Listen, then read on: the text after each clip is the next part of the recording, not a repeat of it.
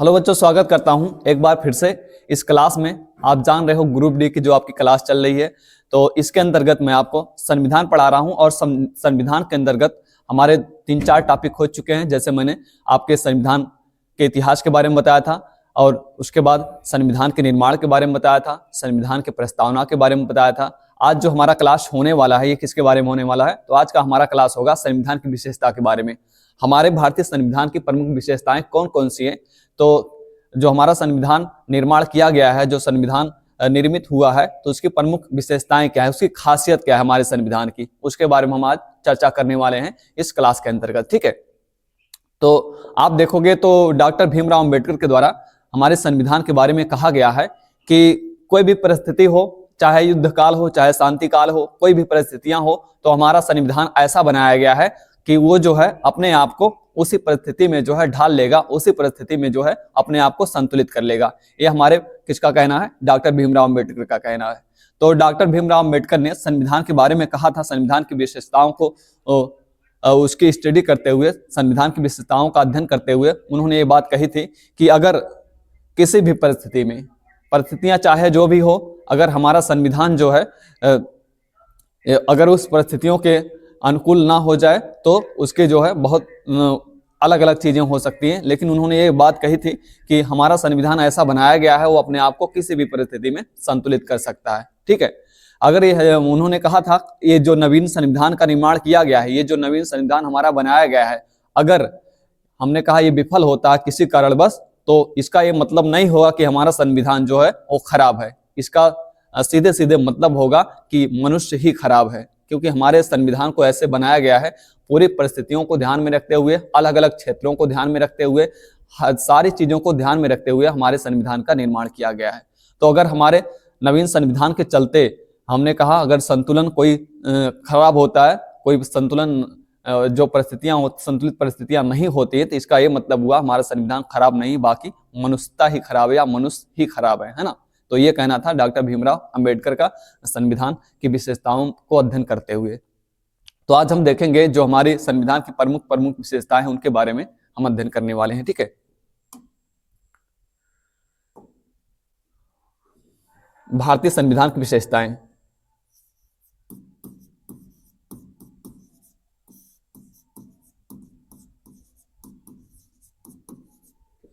भारतीय संविधान की विशेषताएं।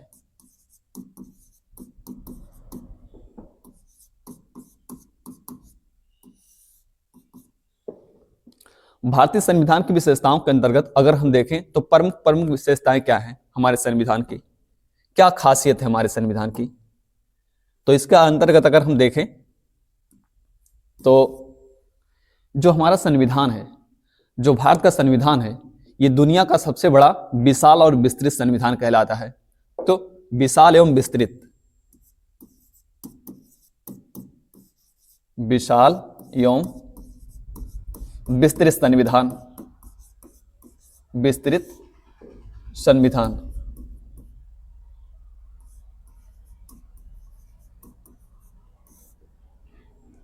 और दूसरी बात है कि दुनिया का सबसे बड़ा लिखित संविधान, विश्व का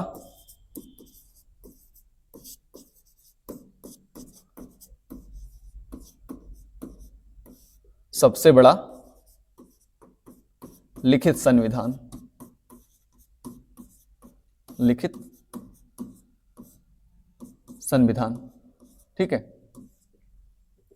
उसके बाद अगर देखें हम हमारे संविधान की और अन्य विशेषताएं क्या हैं, तो अन्य विशेषताओं में देखेंगे तो जो भारत का संविधान है, ठीक है, तो भारत के संविधान के अंतर्गत संसदीय शासन प्रणाली की व्यवस्था की गई है। संसदीय शासन प्रणाली, संसदीय शासन प्रणाली, संसदीय शासन प्रणाली की व्यवस्था है। उसके बाद अगली विशेषता है, विशेषता के अंतर्गत, भारतीय संविधान की विशेषता के अंतर्गत देखोगे तो जो है मूल अधिकारों की व्यवस्था, मूल अधिकारों की व्यवस्था। हमारे संविधान में भारत के संविधान में नागरिकों के लिए, समस्त नागरिकों के लिए मूल अधिकारों की व्यवस्था की गई है। मूल अधिकारों की व्यवस्था। और अगली विशेषता है नीति निर्देशक तत्व। नीति निर्देशक तत्व। इसके अलावा अगली विशेषता है मूल कर्तव्य। मूल कर्तव्य। मूल कर्तव्य। ये सारी प्रमुख विशेषताएं हमारे संविधान की। इसके अतिरिक्त हम देखें जो अन्य विशेषताएं हैं हमारे संविधान की, तो आप देखोगे तो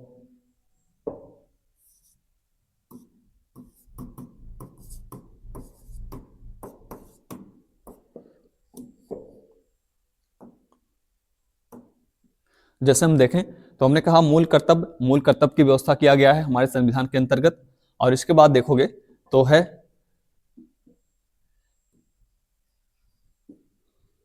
संविधान की सर्वोच्चता। संविधान की सर्वोच्चता। संविधान की सर्वोच्चता। और इसके बाद आप देखोगे तो इसके अंतर्गत नम्यता और अनम्यता का मिश्रण। नम्यता और अनम्यता का मिश्रण। और अनम्यता का मिश्रण।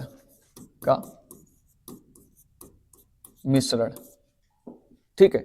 उसके बाद सर्वोच्च संविधान की सर्वोच्चता आप देखेंगे। और इसके अंतर्गत देखोगे तो स्वतंत्र न्यायपालिका। स्वतंत्र न्यायपालिका ये भी हमारे संविधान की विशेषता है, एक खासियत है स्वतंत्र न्यायपालिका। ठीक है। इसके अलावा एकल नागरिकता। एकल नागरिकता। और इसके अलावा जो अन्य विशेषता है वो है आपकी स्वतंत्र न्यायपालिका, एकल नागरिकता और जो है वयस्क मताधिकार। वयस्क मताधिकार। ठीक है। और इसके अलावा भी कुछ विशेषताएं हैं, जैसे हम देखना चाहें तो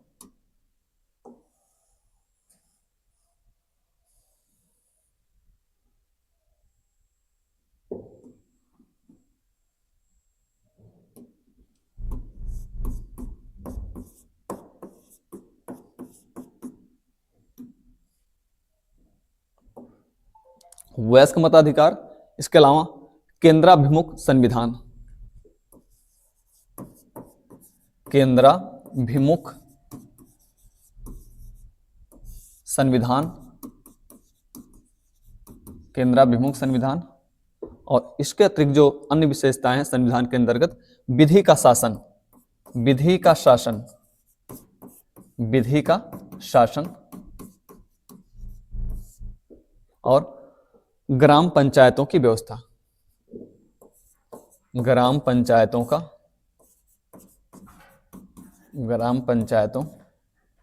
का गठन।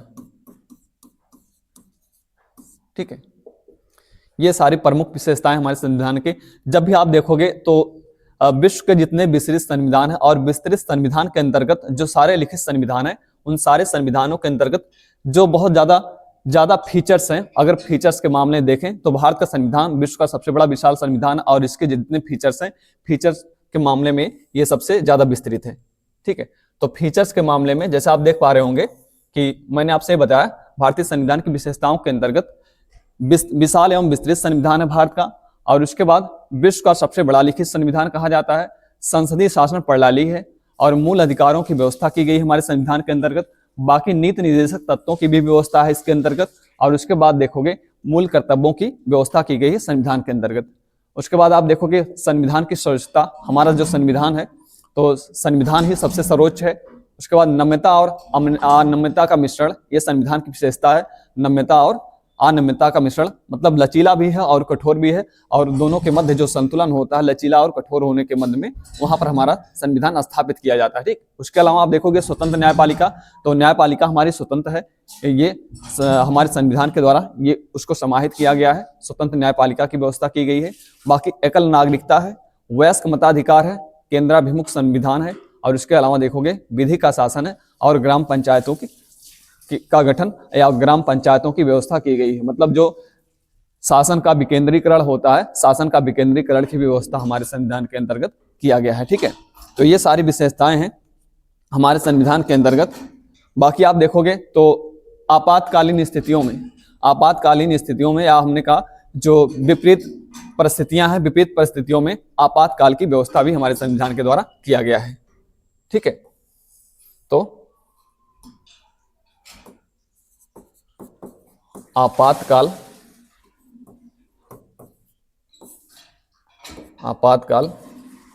की व्यवस्था, अर्थात विपरीत परिस्थितियां पैदा होती हैं, विपरीत परिस्थितियां आती हैं हमारे राष्ट्र के समक्ष, तो उससे हम किस प्रकार से निपटेंगे, उसके लिए आपातकालीन व्यवस्था किया गया है। 3 तरह की आपातकालीन व्यवस्था किया गया, आप जानते हैं। तो ये जो संविधान की विशेषताएं हैं, एक एक विशेषताओं के बारे में हम देखेंगे कि प्रमुख विशेषताओं को किस प्रकार से हम देखते हैं इसको।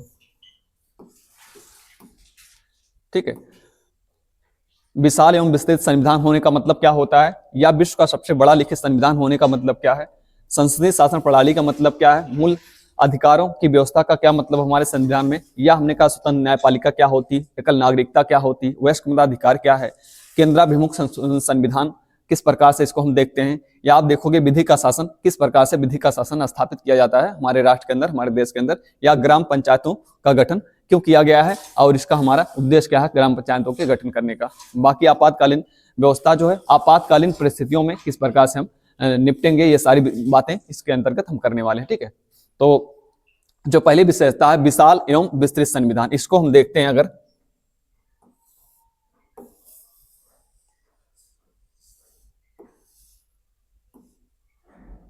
चलिए दूसरा पेज लेते हैं। विशाल एवं विस्तृत संविधान, इसका तात्पर्य क्या है?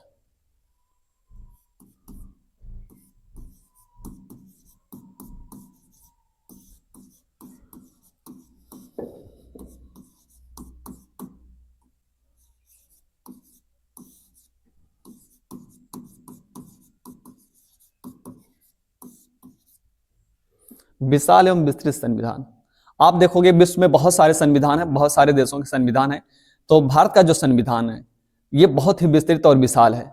मतलब जो प्रावधान लिखे गए हैं, जितने प्रावधान लिखे गए हैं, दुनिया में जितने संविधान हैं, सारे संविधानों के जितने प्रावधान हैं, तो प्रावधान विस्तृत होने का मतलब कि बहुत सारी चीजें लिखी गई ना। इसका मतलब यही हुआ कि हमारे संविधान के अंतर्गत ऐसा तो है नहीं कि मतलब बहुत बड़ी बुक है कि जो है 2 किलोमीटर की बुक लिखी गई। विस्तृत होने का मतलब नहीं है। विस्तृत होने का मतलब क्या है, हमारे संविधान के अंदर बहुत सारे जो आर्टिकल होंगे, बहुत सारे जो अनुसूचियां होंगी, बहुत सारे भाग होंगे, उसका मतलब ये है। जैसे आप देखोगे तो अमेरिका का संविधान, इतना बड़ा देश है लेकिन अमेरिका का संविधान जो है केवल 3 अनुच्छेदों में समाप्त हो जाता है, तो सॉरी 13 अनुच्छेदों में समाप्त हो जाता है। अमेरिका के संविधान में केवल 13 अनुच्छेद है ना।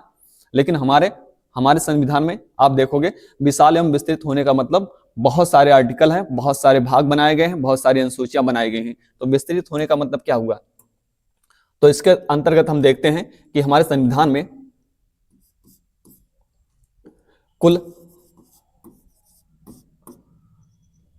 25 भाग, कुल अनुसूचियां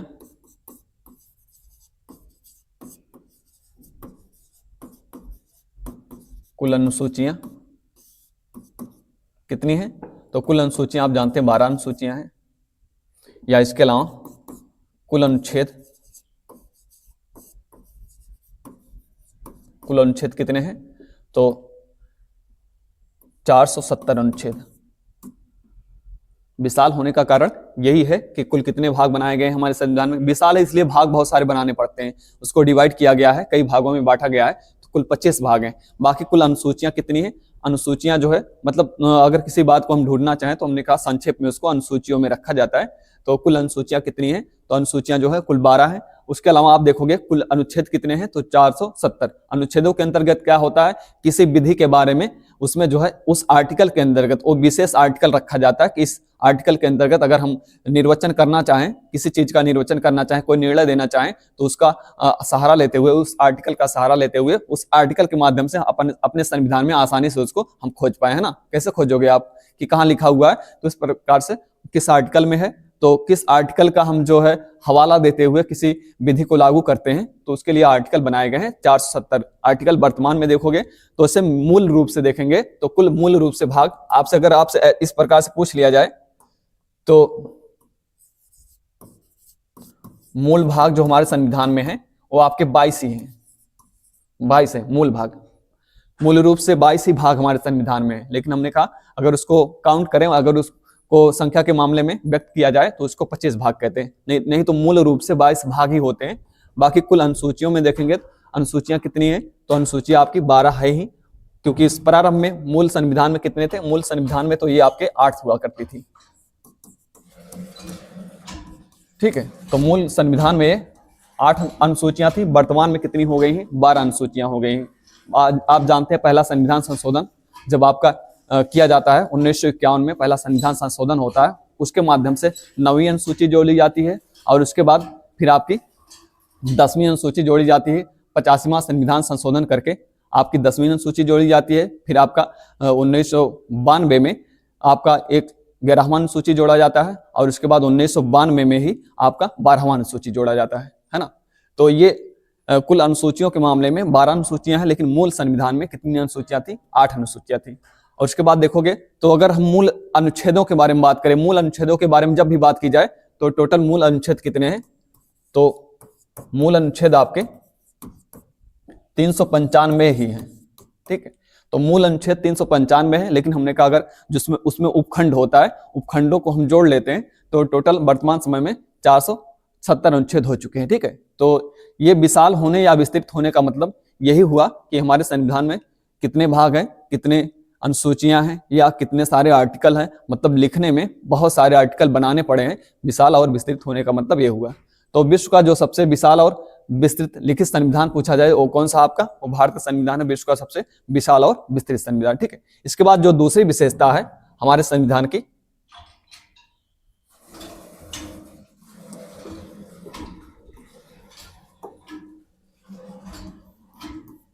लिखित संविधान।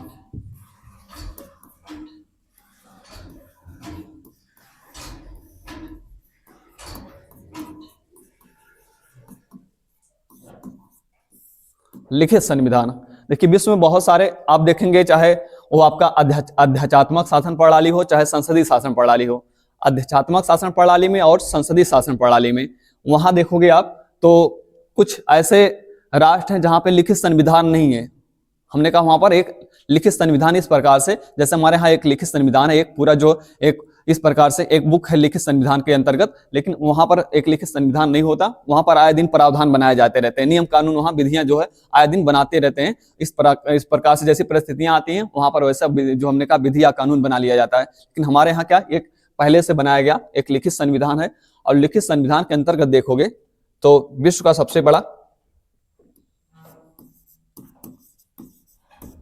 सबसे बड़ा लिखित संविधान कहलाता है।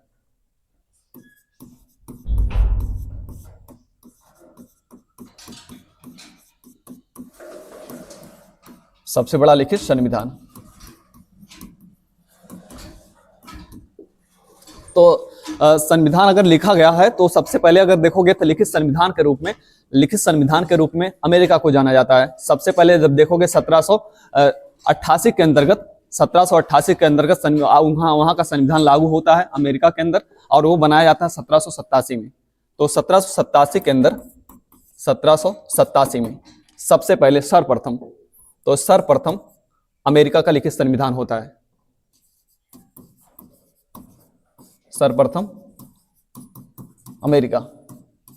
ठीक है, तो अमेरिका का संविधान कब बनता है, तो 1787 में बनता है और उसको लिखा जाता है। तो आपसे पूछा जाता है दुनिया का सबसे पहला लिखित संविधान किसके द्वारा बनाया गया या किसके द्वारा लिखा गया सबसे पहले संविधान, एक लिखित रूप में संविधान को जो है स्वरूप प्रदान किया गया। तो अमेरिका सबसे पहले लिखित संविधान बनाने वाला देश है। कब, 1787 में, और अमेरिका का संविधान लागू होता है 1788 में। 1788 में। ठीक है, तो अमेरिका का संविधान जो है ये आपका 1788 में लागू हुआ है, लेकिन ये बनाया कब गया है, तो 1787 में इसको बनाया गया है। तो दुनिया का सबसे पहला लिखित संविधान किसका हुआ, तो अमेरिका का हुआ। अमेरिका के बाद फ्रांस का जो है लिखित संविधान दुनिया का दूसरा सबसे बड़ा लिखित संविधान होता है। लेकिन जब भी पूछा जाए विश्व का सबसे बड़ा लिखित संविधान किसका है, तो हमारे भारत का है। ये सबसे विस्तृत और लिखित संविधान के रूप में जाना जाता है। ठीक है, तो ये हमारे संविधान की खास विशेषता है कि लिखित संविधान है और ये दुनिया का सबसे बड़ा लिखित संविधान कहलाता है। ठीक, अगली जो विशेषता है संविधान के अंतर्गत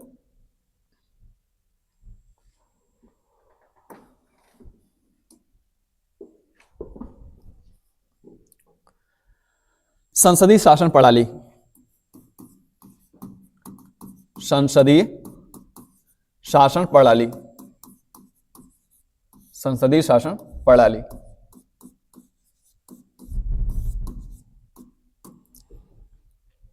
तो देखिए, संघीय शासन में जहां पर संघात्मक शासन व्यवस्था होती है, तो संघात्मक शासन व्यवस्था के अंतर्गत दो प्रणालियां होती हैं। एक आप देखोगे अध्यक्षात्मक शासन प्रणाली होती है और एक जो है आपकी जो है संसदीय शासन प्रणाली होती है। दो प्रणालियां होती हैं जहां पर संघीय व्यवस्था, क्योंकि हमारे यहाँ संघीय व्यवस्था आप जानते हैं, जैसे अमेरिका के अंदर संघीय व्यवस्था है, तो अमेरिका का जो संघीय व्यवस्था है थोड़ा सा अलग है, हमारे यहाँ की संघीय व्यवस्था अलग है।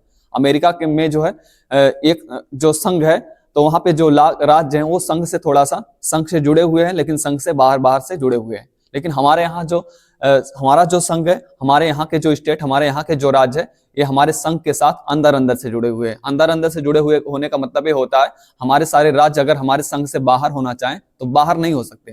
लेकिन अमेरिका में ऐसा नहीं। अमेरिका के सारे संघ जितने स्टेट हैं, आपके अमेरिका के जो 50 राज्य हैं, वो अगर चाहे को अलग होना चाहते हैं अमेरिका से तो वह अलग हो सकते हैं। लेकिन हमारे यहाँ ऐसी व्यवस्था नहीं है। हमारे यहाँ कोई भी राज्य हमारे संघ से अलग नहीं हो सकता। तो संघीय व्यवस्था हमारे यहाँ भी है, अमेरिका में भी संघीय व्यवस्था है, लेकिन हमारे यहाँ और अमेरिका के यहाँ के संघीय व्यवस्था में जो है हमने का अंतर है। तो आप देखोगे ये संघात्मक शासन प्रणाली में, संघात्मक शासन प्रणाली में दो तरह की शासन प्रणालियां होती है। एक संसदीय शासन प्रणाली होती है, एक अध्यक्षात्मक शासन प्रणाली होती है। यहाँ पर तो मैंने आपसे बताया कि यहाँ पर जो है एक आपकी अध्यक्षात्मक शासन प्रणाली होती है, अध्यक्षात्मक शासन प्रणाली, और दूसरी आपकी होती है संसदीय शासन प्रणाली, संसदीय शासन प्रणाली। ठीक है, अध्यक्षात्मक शासन प्रणाली का क्या मतलब होता है? जैसे आप देखोगे अध्यक्षात्मक शासन प्रणाली में यहाँ का जो राष्ट्र प्रमुख होता है, जैसे आप देखोगे राष्ट्रपति, अमेरिका के अंदर राष्ट्रपति जनता के द्वारा सीधे चुना जाता है। अध्यक्षात्मक शासन प्रणाली में जो राष्ट्र प्रमुख होगा उसको जो है जनता के द्वारा सीधे चुना जाएगा। तो अमेरिका का राष्ट्रपति जनता के द्वारा सीधे चुना जाता है। लेकिन हमारे यहाँ कैसी व्यवस्था है? हमारे यहाँ संसदीय शासन प्रणाली है। हमारे यहाँ ऐसा नहीं होता। हमारे यहाँ का जो कार्यपालिका का प्रमुख है, जो कार्यपालिका का प्रमुख है वो कैसे चुना जाता है? वो प्रत्यक्ष रूप से नहीं चुना जाता, वो अप्रत्यक्ष रूप से चुना जाता है, वो सीधे जनता के द्वारा नहीं चुना जाता। तो अंतर है। जैसे यहाँ का जो राष्ट्रपति होगा,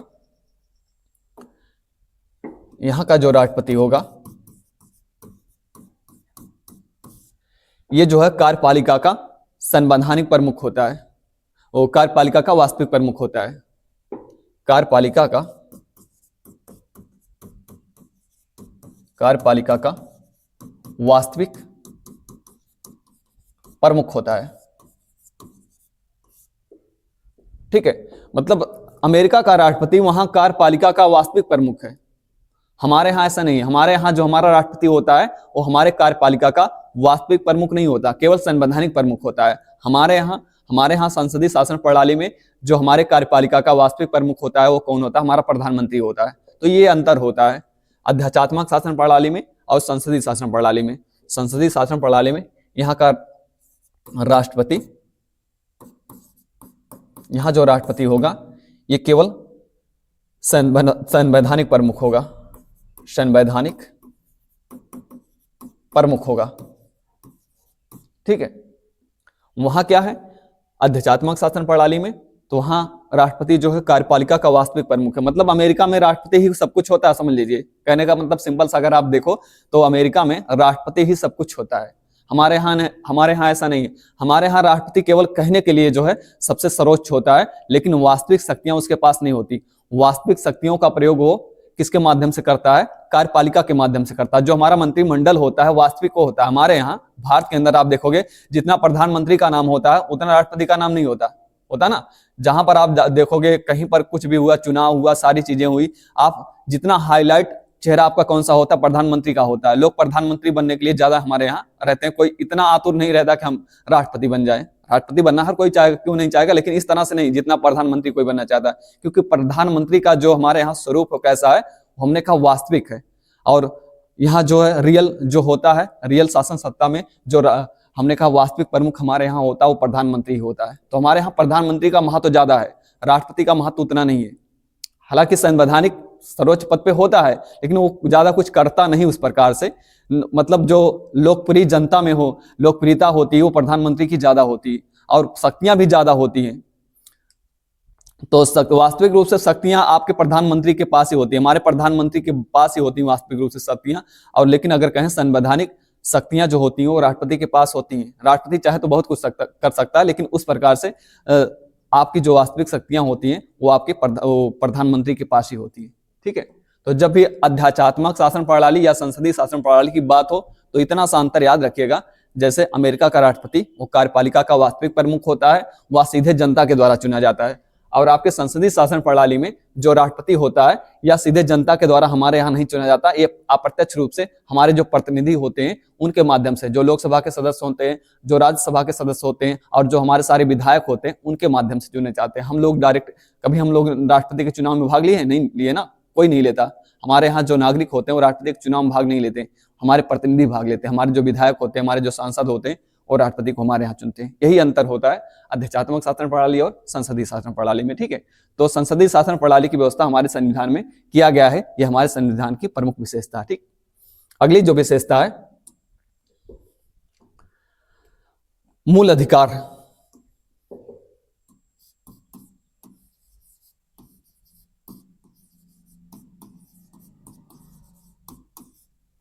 मूल अधिकार, हमारे संविधान में मूल अधिकार की व्यवस्था की गई।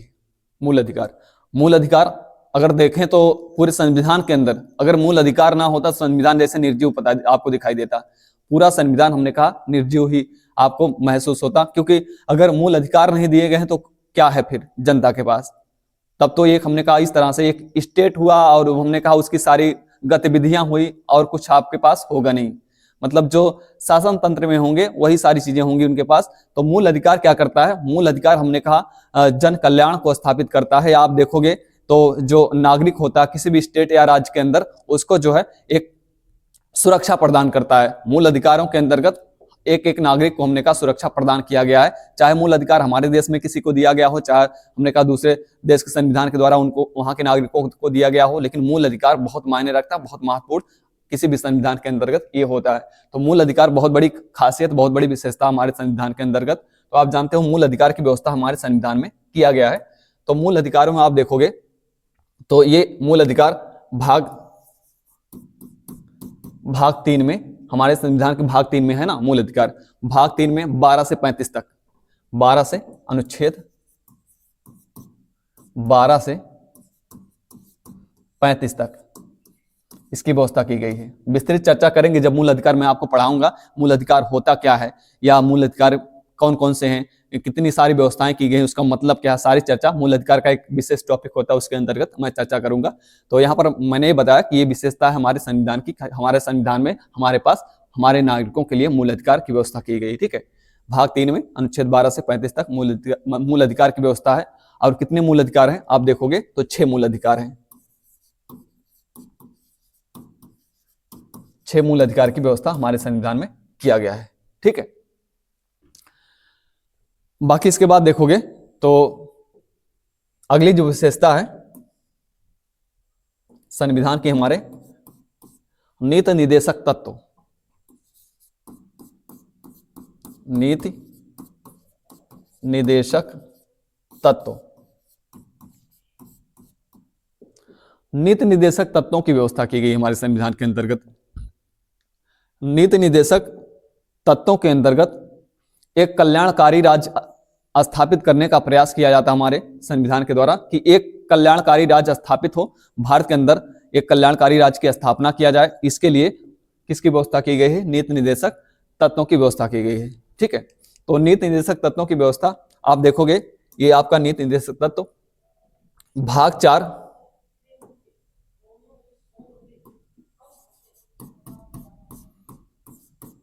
भाग 4 में और अनुच्छेद 36 से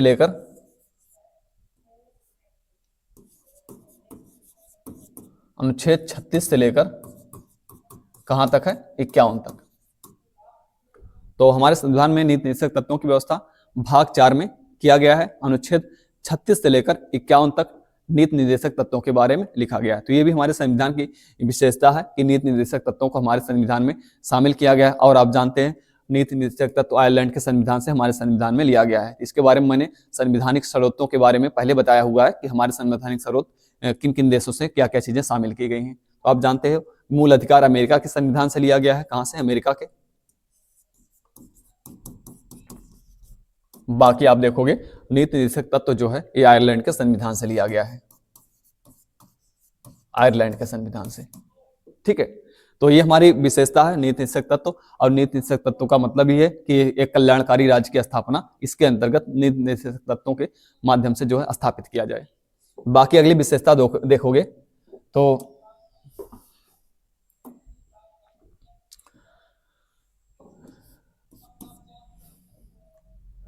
संविधान की सर्वोच्चता।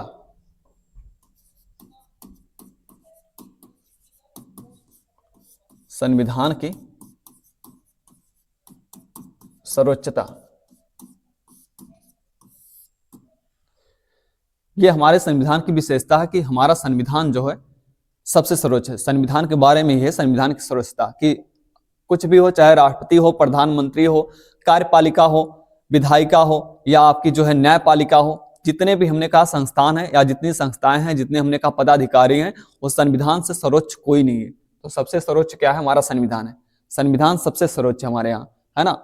आप जानते हैं इस तरह ऐसी ऐसी परिस्थितियां हैं, अगर संविधान सर्वोच्च नहीं होता तो संविधान को हमने कहा ठिकाने लगाने में बहुत ज्यादा हमने कहा देरी नहीं लगती। तो ये संविधान सबसे सर्वोच्च है, संविधान से ऊपर कोई नहीं है। इस प्रकार से अगर देखें, जैसे आप देखोगे तो अमेरिका के अंदर ऐसी व्यवस्था नहीं है। अमेरिका के अंदर राष्ट्रपति इतना जो है शक्तिशाली है, वो संविधान को चाहे तो ठिकाने लगा सकता है ना, अगर चाहे तो उस प्रकार से। हालांकि संविधान बहुत ही महत्वपूर्ण है, वहां पर भी उसकी सर्वोच्चता को स्थापित करते हैं। मतलब वास्तविक रूप में वहां ऐसी व्यवस्था है कि संविधान वहां भी कहा जाता है सर्वोच्च है, लेकिन अगर देखोगे वास्तविक रूप में ऐसा दिखाई नहीं देता। जैसे ब्रिटेन में भी देखोगे तो संविधान सर्वोच्च नहीं है, वहां पर संसदीय शासन प्रणाली है। जैसे हमारे यहाँ संसदीय शासन प्रणाली है, क्योंकि हमारी संसदीय शासन प्रणाली ब्रिटेन के ही व्यवस्था से, ब्रिटेन की संसदीय शासन प्रणाली से प्रभावित होकर लिया गया है। लेकिन वहां पर ऐसा नहीं हो, ब्रिटेन के अंदर संविधान सर्वोच्च नहीं है ना। अमेरिका के अंदर तो है, वहां के संविधान में लिखा गया है कि हमारा संविधान सर्वोच्च होगा, लेकिन वास्तविक रूप में देखेंगे तो वहां का राष्ट्रपति ही सर्वोच्च होता है।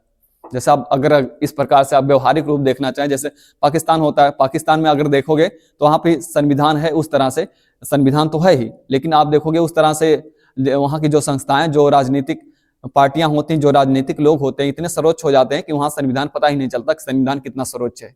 इस प्रकार से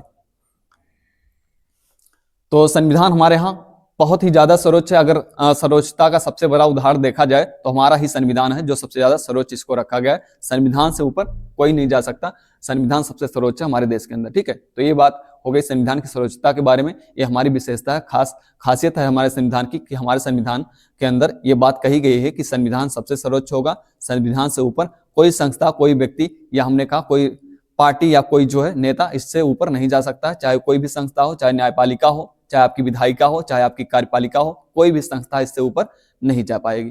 ठीक है, तो मतलब जो शक्ति का केंद्र बिंदु है वो कौन सा है? संविधान को सर्वोच्च कहने का मतलब अगर संक्षेप में कहूं तो शक्ति का केंद्र बिंदु क्या है? तो शक्ति का केंद्र बिंदु, महत्वपूर्ण केंद्र बिंदु कौन है? वो आपका संविधान है। संविधान सबसे सर्वोच्च है। ठीक है, अगली जो विशेषता इसके अंतर्गत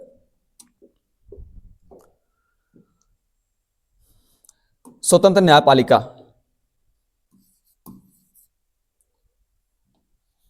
स्वतंत्र न्यायपालिका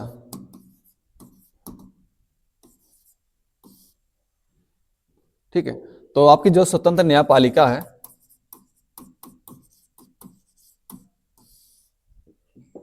स्वतंत्र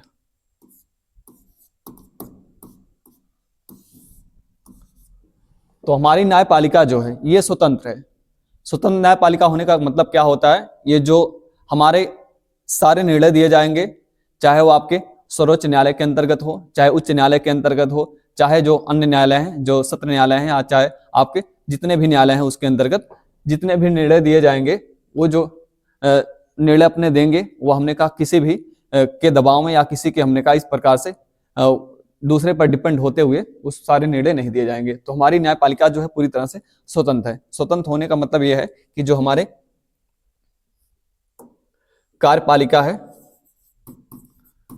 कार्यपालिका है, विधायिका है, तो कार्यपालिका और विधायिका का जो है हस्तक्षेप इसके अंदर नहीं होगा, हस्तक्षेप नहीं होगा। ठीक है, तो कार्यपालिका और विधायिका, जैसे आप देखोगे कार्यपालिका का मतलब जो आपका एक मंत्रिमंडल होता है, पूरा मंत्रिमंडल तैयार किया जाता है, उसको कार्यपालिका कहा जाता है। विधायिका का मतलब जैसे आपके तीनों दोनों सदन होते हैं, राष्ट्रपति होता है। विधायिका का मतलब होता है जैसे लोकसभा, राज्यसभा और जो आपका राष्ट्रपति होता है। विधायिका का मतलब जो विधियों का निर्माण करें। विधियों का निर्माण कौन करता है? लोकसभा और राज्यसभा और राष्ट्रपति मिलकर तीनों लोग जो है, जब किसी विधेयक पर कोई हस्ताक्षर करना हो रहता है या वोटिंग होती है, तो लोकसभा के सदस्य वोटिंग करते हैं, राज्यसभा के सदस्य वोटिंग करते हैं, और फाइनली जब राष्ट्रपति वोटिंग कर देता है तो वह कोई हमने कहा जो चर्चा होती है वो विधेयक बन जाता है ना। तो वो विधेयक बन जाता है।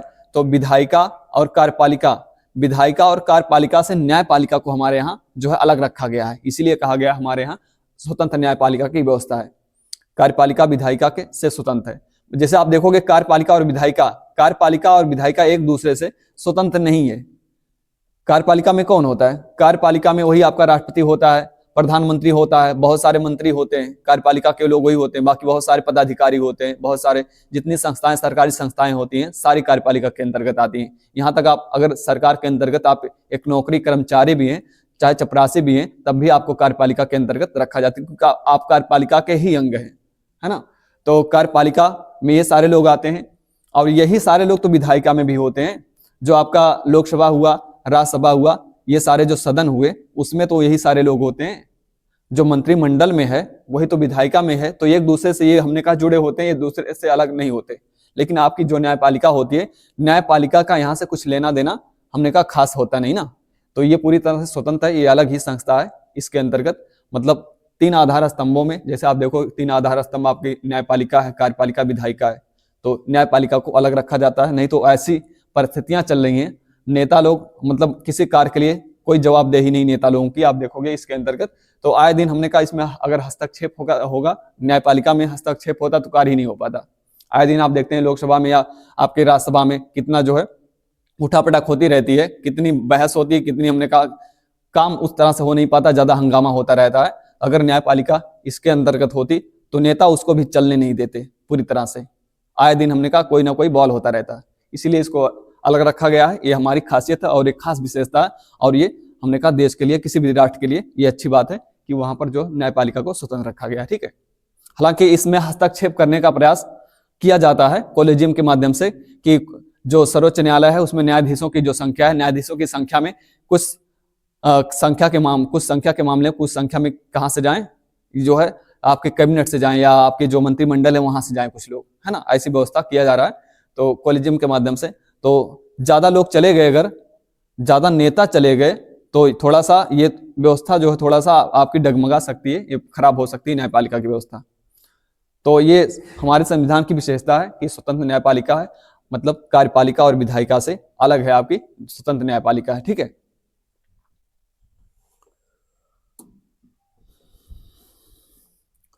अगली जो हमारे संविधान की विशेषता है आप देखोगे तो एकल नागरिकता, एकल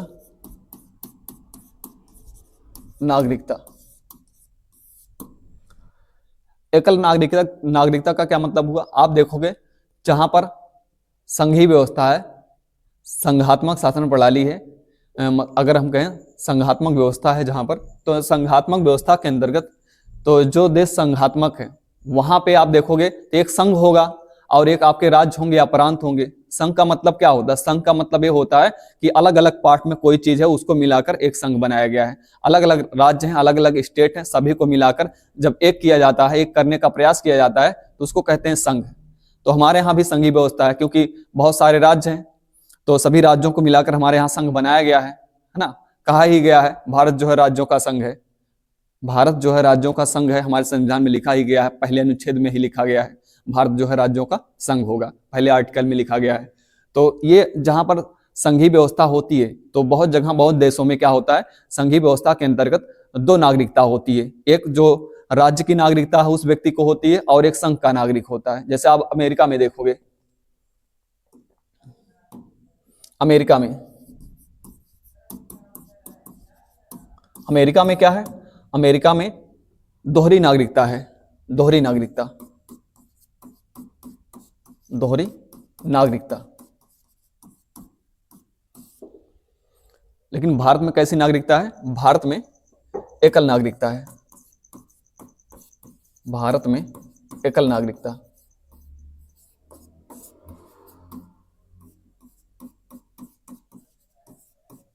एकल नागरिकता। अमेरिका भी संघीय शासन प्रणाली वाला, मतलब संघात्मक व्यवस्था अमेरिका में भी है और भारत में भी संघात्मक व्यवस्था है।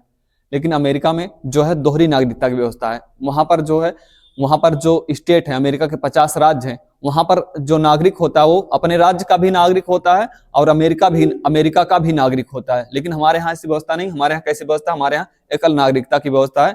हमारे यहाँ केवल आप जो है भारत देश के ही नागरिक हो, हमारे संघ के ही नागरिक बनोगे, ना कि अलग अलग राज्यों के। जो सारे अलग अलग राज्य हैं, चाहे आपका एमपी हो, यूपी हो या राजस्थान हो, महाराष्ट्र हो, उसका कोई नागरिक नहीं। कोई ये नहीं कहता मैं महाराष्ट्र का नागरिक हूं, कोई ये नहीं कह सकता कि मैं जो है यूपी का नागरिक हूं, है ना। इस तरह से कोई नहीं कहता।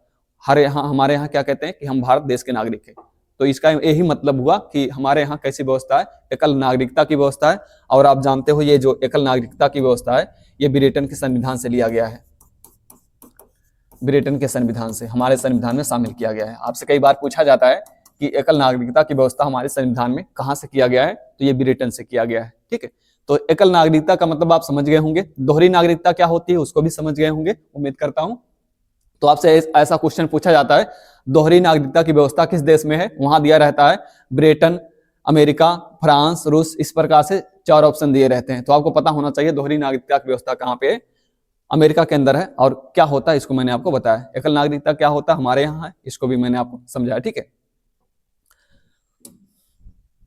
बाकी अगली विशेषता हमारे संविधान की, वयस्क मताधिकार।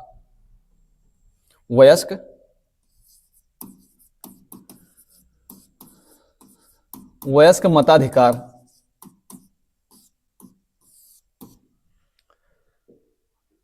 वोट अगर डाला जाएगा तो वोट कौन देगा, कौन वोटर होगा, कैसे निर्धारित किया जाए? तो कोई उम्र सीमा तो होनी चाहिए कि कौन वोटिंग करेगा, कौन मताधिकार का प्रयोग करेगा, बच्चे करेंगे, बूढ़े करेंगे, कौन करेगा ना। तो इसके लिए एक सीमा निर्धारित किया गया है और उसी को कहा जाता है वयस्क मताधिकार। और वयस्क होने की उम्र क्या हमारे यहाँ जानते हैं? तो हमारे यहाँ वयस्क होने की उम्र क्या होती है? तो 18 वर्ष। तो हमारे यहाँ वयस्क होने की उम्र कितना है? 18 वर्ष वर्तमान में। पहले 21 वर्ष हुआ करती थी। तो वयस्क मताधिकार का प्रयोग, जैसे जो वयस्क नहीं वो आप जानते हैं वोट नहीं दे पाता, वोट नहीं देता। तो ये उम्र सीमा निर्धारित किया गया है कि एक व्यक्ति जो है अपने सूझबूझ का प्रयोग जब करने लगे, जब हमने कहा इतना जो है वो जागरूक हो जाए, जब अपनी सूझबूझ का प्रयोग करने लगे, तो वो उम्र सीमा निर्धारित किया गया है। वो उम्र सीमा कौन सी है आपकी? 18 वर्ष। 18 वर्ष। देखिए ये जो 18 वर्ष है ये कब किया गया? 18 वर्ष। पहले ऐसा नहीं था, पहले 21 वर्ष हुआ करता था। तो ये संविधान संशोधन आता आपका 61वां संविधान संशोधन, 61वां संविधान संशोधन, संविधान संशोधन। और 61वां संविधान संशोधन 1989 में होता है। ये कब होता है? 1989 में। 1989 में 61वां संविधान संशोधन आपका 1989 में होता है। और इसी माध्यम से 21 वर्ष से घटाकर 21 वर्ष से घटाकर कितना कर दिया गया? 18 वर्ष कर दिया गया, 18 वर्ष। ठीक है, तो आपसे ऐसा प्रश्न पूछा जाता है कि हमारे यहाँ मताधिकार का प्रयोग कब किया जाता है, तो 18 वर्ष होने पर, और 18 वर्ष को कहा गया हमारे यहाँ वयस्क होना। पहले वयस्क होना 21 वर्ष कहा जाता था, 21 वर्ष का जो होता था वो वयस्क कहलाता था, और ये संशोधन किया गया, एक बार संशोधन करके जब 21 वर्ष हुआ करता था 21 वर्ष से घटाकर 18 वर्ष कर दिया गया, और वर्तमान समय में यही चल रहा है, 18 वर्ष ही, जो 18 वर्ष का व्यक्ति होगा वो मताधिकार का प्रयोग कर सकता है, वही वयस्क माना जाता है हमारे यहाँ, ठीक है। तो ये 61वां संविधान संशोधन कब किया गया, 1989 में। इसी के माध्यम से 21 वर्ष से घटाकर ये उम्र सीमा कितना कर दिया गया, 18 वर्ष कर दिया गया, ठीक। ये विशेषता हमारे संविधान की। बाकी अन्य विशेषताओं को देखें तो ग्राम पंचायतों की व्यवस्था, ग्राम पंचायतों की व्यवस्था,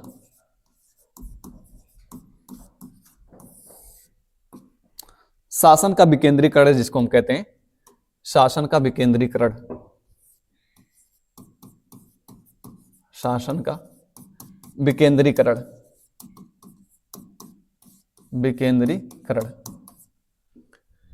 तो हमारे संविधान में संविधान निर्माताओं के द्वारा यह व्यवस्था किया गया कि जो शासन तंत्र है, जो सत्ता है, जो शासन तंत्र है, उसका प्रयोग जो है कि कुछ हमने कहा कम संख्या के लोगों में, या हमने कहा कुछ निजी लोगों के हाथों में ना हो पाए, इसके लिए कौन सी व्यवस्था की गई, शासन का विकेंद्रीकरण, मतलब सत्ता का केंद्रीकरण ना होना पाए। जैसे आप जानते हो एक केंद्र सरकार होती है, एक राज्य सरकार होती है, तो ये क्या है कि कुछ लोगों के हाथों में ही आपकी जो सारी सत्ता या सारी व्यवस्था चली जाती है, सारी व्यवस्था कुछ लोगों के हाथों में ना जाए, ये आम जन से लेकर और हमने कहा जो प्रथम श्रेणी के लोग हैं वहां तक जो शासन व्यवस्था हो सभी के पास हो। तो इसको जो है स्थापित करने के लिए ग्राम पंचायतों की व्यवस्था की गई, और इसी को कहा गया है शासन का विकेंद्रीकरण। तो आप देखोगे गांव के स्तर से राजनीति शुरू होती है और केंद्र के स्तर तक राजनीति जाती है। तो गांव का व्यक्ति भी, उसको भी अधिकार है वोट देने का, उसको भी चुनाव में खड़े होने का, लड़ने का अधिकार है। आप देखोगे गांव में भी एक शासन तंत्र होता है ना, कि जो पंचायत की व्यवस्था किया गया उसी लिए किया गया है ताकि विकेंद्रीकरण ना होने पाए, मतलब केंद्रीकरण ना होने पाए, विकेंद्रीकरण हो उसका। तो इसके लिए आप देखोगे तो आपकी पंचायत की व्यवस्था है, पंचायत है, ग्राम पंचायत जिसको हम कहते हैं, और उसके बाद पंचायत समिति है उसके अंतर्गत, और त्रिस्तरीय है। तो पंचायत है, ग्राम पंचायत है, और पंचायत समिति है, और आपकी जिला परिषद है। 3 व्यवस्थाएं इसके अंतर्गत है। जैसे आप देखोगे तो ग्राम पंचायत और पंचायत समिति, और इसके अलावा आपका जिला परिषद। तो ये जो पंचायतों की व्यवस्था की गई है, त्रिस्तरीय पंचायती राज व्यवस्था हमारे यहाँ, शासन का विकेंद्रीकरण जो किया गया है त्रिस्तरीय के माध्यम से किया गया है। इसमें आपकी ग्राम पंचायत है प्रथम स्तर पर, और मध्य स्तर पर आपका जो पंचायत समिति है, और जो तृतीय स्तर पर है वो कौन सा है, जिला परिषद है, ठीक है। इस प्रकार से तो ग्राम पंचायत, पंचायत समिति, जिला परिषद के माध्यम से ग्राम पंचायतों की व्यवस्था किया गया है गांव के स्तर पर, मतलब जो एकदम निचले स्तर से शासन प्रणाली की व्यवस्था का है, तो यहां से किया गया, ग्राम पंचायतों से किया गया, ठीक है। तो ग्राम पंचायतों की व्यवस्था हमारे संविधान में इसकी व्यवस्था किया गया है। तो ये हमारे संविधान की खासियत या विशेषता एक ये भी है, ठीक है। उसके बाद आप देखोगे अन्य विशेषताओं के अंतर्गत, तो अगली विशेषता है विधि का शासन। विधि का शासन, विधि का शासन, विधि का शासन का मतलब क्या है? विधि का शासन का मतलब यह हुआ कि हमारे यहाँ जो विधियों का निर्माण किया जाएगा, विधियों के माध्यम से ही सारी व्यवस्था चलाई जाएगी। मतलब जो विधि बनाया जाएगा सभी नागरिकों के ऊपर जो है समान रूप से उसको लागू किया जाएगा। इसी के लिए कहा गया है विधि का शासन। किसका शासन होगा? विधि का शासन। एक विधि बना है, जो भी नियम कानून बना है वह सभी लोगों पे, एक एक नागरिक पर, चाहे वो आपका राष्ट्रपति हो, चाहे आपका प्रधानमंत्री हो, चाहे आम नागरिक हो, सभी के ऊपर जो है समान रूप से उसको लागू किया जाएगा। तो विधि की नजर में सारे व्यक्ति जो है, सारे नागरिक जो है समान होंगे। ये कहा गया है कि विधि के रूप में सारे नागरिक समान होंगे। तो विधि का शासन, इसी को कहा गया है विधि का शासन व्यवस्था जो है स्थापित किया जाएगा हमारे यहाँ, ठीक है। तो ये हमारे संविधान की विशेषता है, विधि की शासन व्यवस्था। ठीक, इसका मतलब यही हुआ, मैंने आपको बता दिया कि प्रत्येक नागरिक के लिए कोई भी नियम कानून बनाया जाए, चाहे वो राष्ट्रपति हो, प्रधानमंत्री हो, सभी के लिए एक जैसा ही होगा। ये हमारे संविधान की खास विशेषता है। इसके बाद देखोगे अन्य विशेषता के अंतर्गत, तो केंद्राभिमुख संविधान, केंद्राभिमुख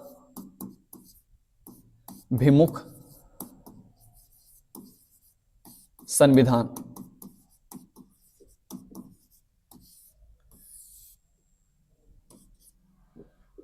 केंद्राभिमुख संविधान आप देखोगे तो अगर हम कहें तो हमारा जो, अगर ज्यादा शक्ति के रूप में देखें तो ज्यादा शक्ति हमारे केंद्र के पास ही है। अगर सारे, आप जानते हैं भारत राज्यों का संघ है, बहुत सारे राज्य हैं, सभी राज्यों को मिलाकर एक संघ बनाया गया है, तो भारत राज्यों का संघ है।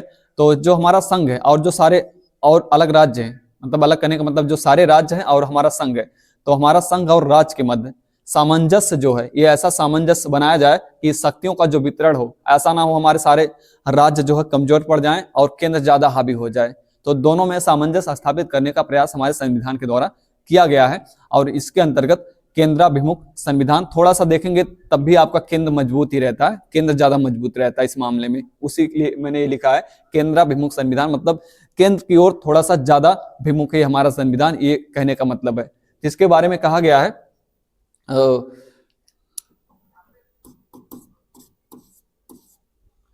केसी भियर के द्वारा,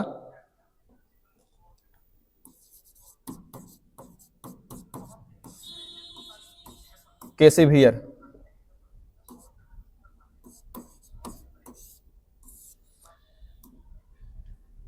केसी भियर ने हमारे संविधान को क्या कहा है, तो केसी भियर के द्वारा कहा गया है कि भारत एक जो है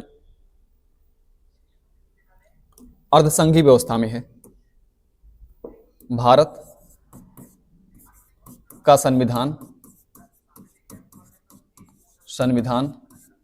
अर्धसंघीय है, अर्धसंघीय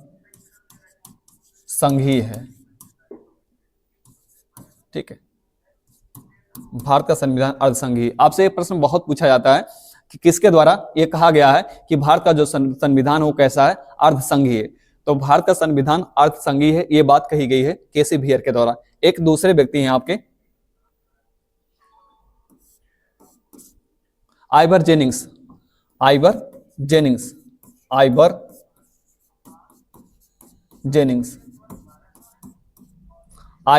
ने भारत के संविधान के बारे में कहा है कि जो केंद्र है ये ज्यादा सशक्त है, केंद्र जो है ज्यादा सशक्त है। भारत का संविधान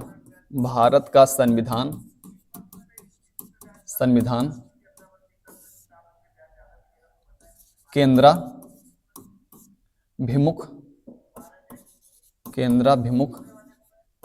संविधान है।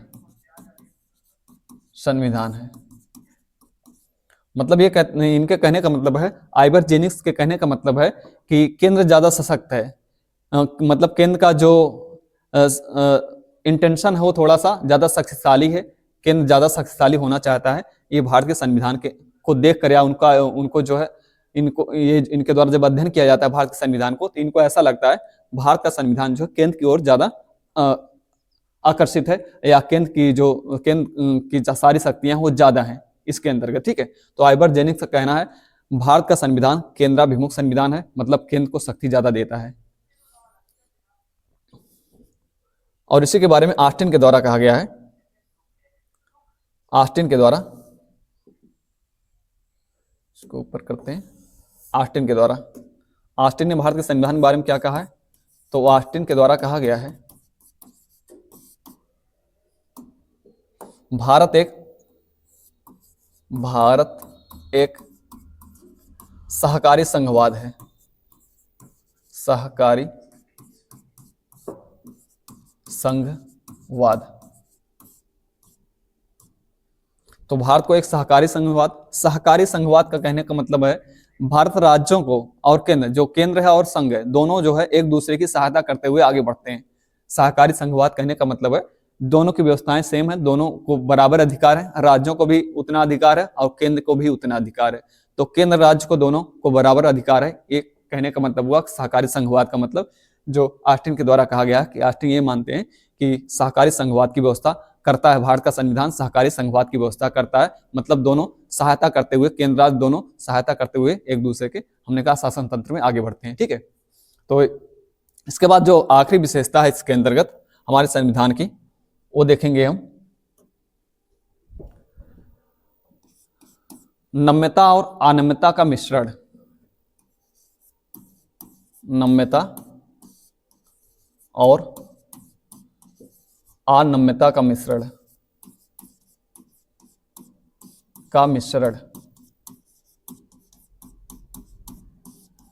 ठीक है। तो नम्यता या अनियमितता का मिश्रण कहने का मतलब ये हुआ कि हमारा जो संविधान है ये लचीला भी है, कठोर भी है। लचीला, कठोर, बहुत ज्यादा लचीला नहीं है, बहुत ज्यादा कठोर भी नहीं है। इस तरह से नम्यता और अनियमितता का मिश्रण कहने का मतलब है हमारा संविधान, मतलब अगर हम अपने संविधान में कुछ बदलना चाहते हैं, कुछ संशोधन करना चाहते हैं संविधान में, तो इतना ज्यादा हमारा संविधान कठोर नहीं है कि हम उसमें कुछ चेंज नहीं कर सकते, कुछ बदलाव नहीं कर सकते, है ना। मान लीजिए कुछ परिस्थितियां ऐसी आती हैं, कुछ नई विधियां बनानी पड़ती हैं उसके लिए, तो हमारा संविधान अगर कठोर होता तो हम उसमें कुछ बदल ही नहीं सकते थे। लेकिन हमारा संविधान इतना कठोर नहीं है। हमारा संविधान क्या है, लचीला भी है और कठोर भी है। दोनों के मध्य का जो संतुलन है वहां पर स्थापित किया जाता है हमारे संविधान को।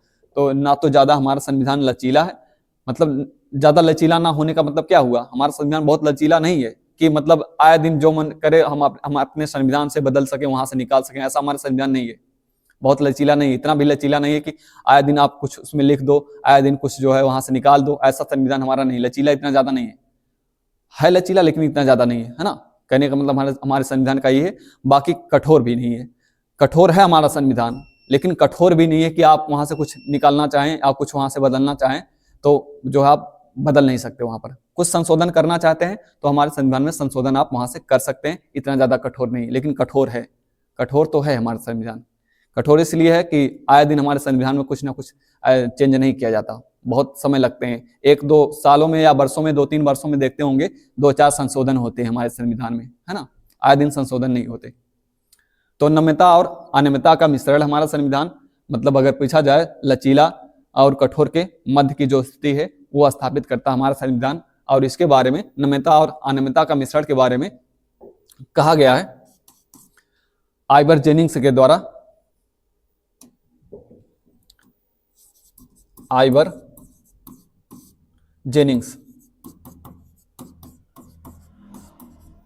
जेनिंग्स ने नम्यता और अनियमितता के बारे में या भारत के संविधान के कठोर और लचीला होने के बारे में क्या बात कही है, तो इनके द्वारा कहा गया है, आइवर जेनिंग्स द्वारा कहा गया है, भारत का संविधान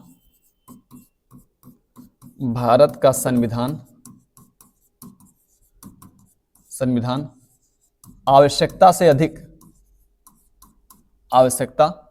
अधिक कठोर है। आपसे पूछा जाता है ये लाइन किसके द्वारा कही गई है, ये युक्ति किसकी है कि भारत का जो संविधान है ये आवश्यकता से ज्यादा कठोर है। तो ये जेनिंग्स ने कहा है कि भारत का संविधान, जबकि ऐसा है नहीं, हमारा संविधान इतना ज्यादा कठोर नहीं है, लेकिन इनके द्वारा ये बात कही गई है आइवर जेनिंग्स के द्वारा, भारत का संविधान जो है आवश्यकता से ज्यादा कठोर है, ये इनके द्वारा कहा गया। आपसे पूछा जाता है इस प्रकार से। और एक दूसरे व्यक्ति हैं आपके केसी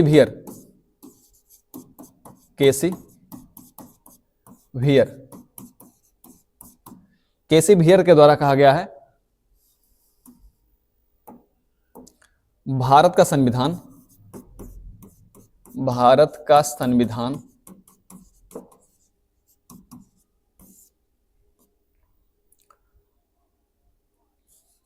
लचीला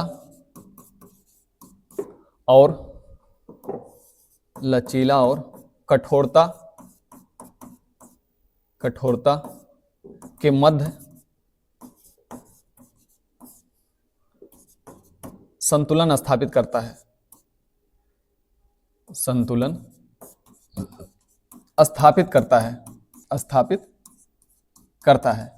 ठीक है। तो जब भी पूछा जाए, दोनों आपको युक्ति पता होने चाहिए, ये लाइन किसके द्वारा कही गई है। तो आइवर जेनिंग्स ने भारत के संविधान को कठोर कहा है। आपसे सिंपल सा पूछा जाता है किसने भारत के संविधान को कठोर कहा है, तो वहां आइवर जेनिंग्स का नाम दिया रहता है। बाकी केसी वियर ने हमारे संविधान को कैसे देखा है, तो केसी बियर के द्वारा हमारे संविधान के बारे में कहा जाता है, भारत का संविधान लचीला और कठोरता के मध्य अच्छा संतुलन स्थापित करता है।